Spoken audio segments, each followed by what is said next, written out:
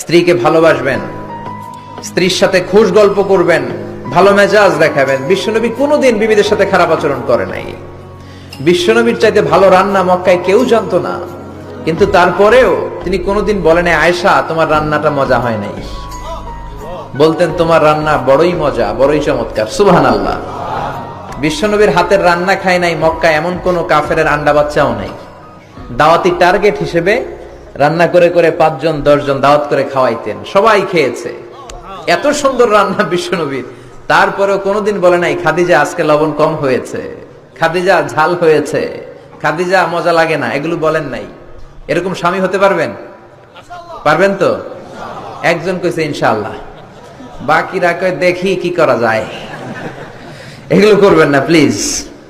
আপনিই পারেন আপনার ফ্যামিলিটারে সুন্দর করতে, আপনিই পারেন আপনার ফ্যামিলিতে সবার মধ্যে একটা ফুরফুরে মেজাজ